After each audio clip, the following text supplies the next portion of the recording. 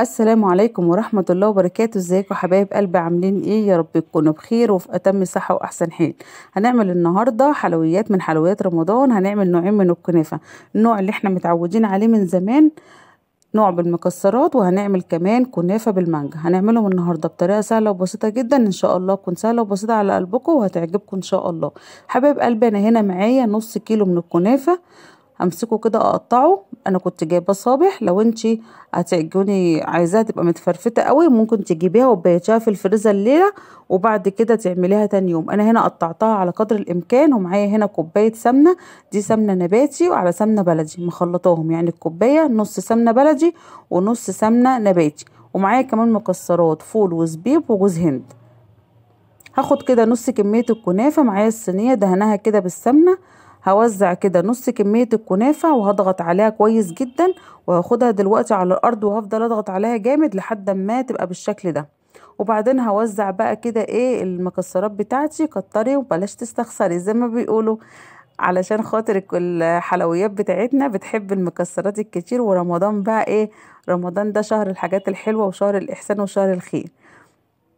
هبدأ بقى اوزع كده نص كمية الكنافة بتاعتي بالشكل ده، وبرضو همسكها اضغط عليها جامد وهنزل بقى في الارض.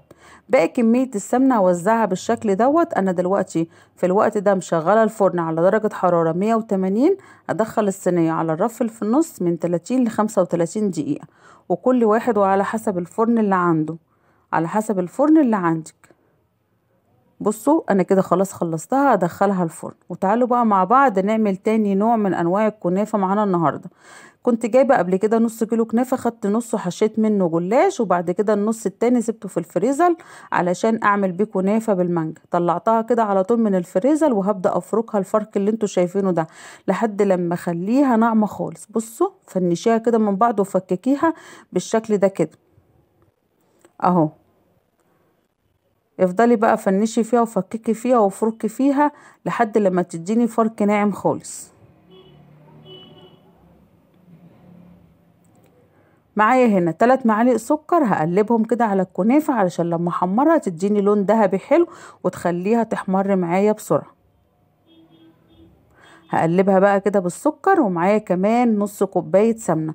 انا هحط لها نص كوباية سمنة بس علشان خاطر لسه هتتسقي عسل، وكمان هيتحط لها كريم شانتيه ومانجا، فعلشان خاطر الموضوع ما يبقاش تقيل قوي، لا احنا ايه هنظبط الدنيا ونخليها كلها حاجات خفيفة علشان خاطر ما تبقاش تقيلة. هقلبها بقى كده بالسمنة كويس جدا لحد ما كل حتة فيها تتغلف بالسمنة.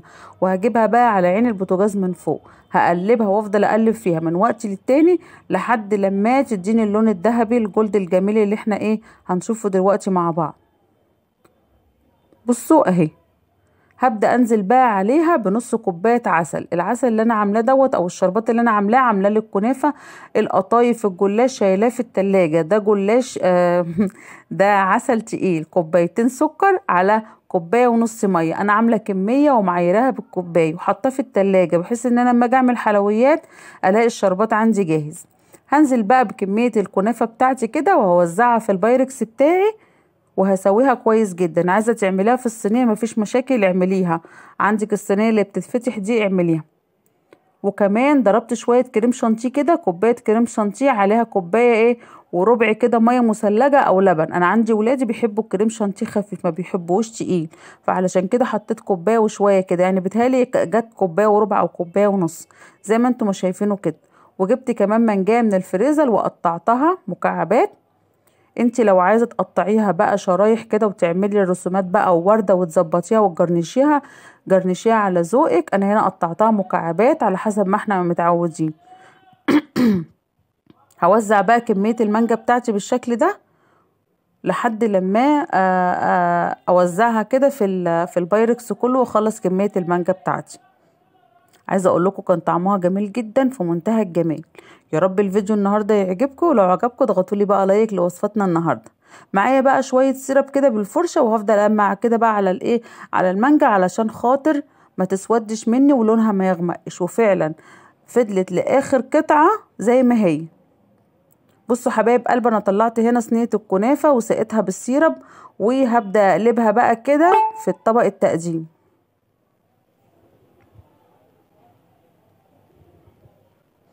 واجي صينية الكنافة بتاعتنا طلعت من الفرن وقلبناها، وصينية المانجا كنت سايباها في التلاجة وجمدت، وقطعنا كده بقى الكنافة بالشكل ده زي ما انتم شايفين لونها جميل ازاي.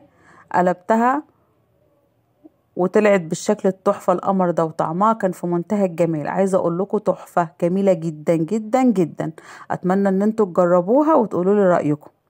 دي اللي هي بالمكسرات الكنافة بتاعتنا اللي كلنا متعودين عليها. وكده تعالوا بقى كمان نشوف مع بعض الكنافة اللي بالمانجا، وهنقطعها كده برضه بالشكل ده. بصوا شايفين جميلة جدا، شايفين طعمها في منتهى الجمال. يا رب النهاردة الوصفات تكون عجبتكم. لو عجبتكم اضغطوا لنا لايك وشير وسبسكرايب للقناة، واللي أول مرة يشوف قناتي يشترك ويفعل زر الجرس علشان يوصلوا إشعار بكل فيديو جديد بننزله. لايك وشير يا حبايب قلبي، اللايك بيدعم الفيديو، بيوصله لأكبر عدد من المشاهدين. وزي ما انت ما شفت الفيديو واستفدت منه، خلي غيرك كمان يشوفوا الفيديو ويستفيد منه.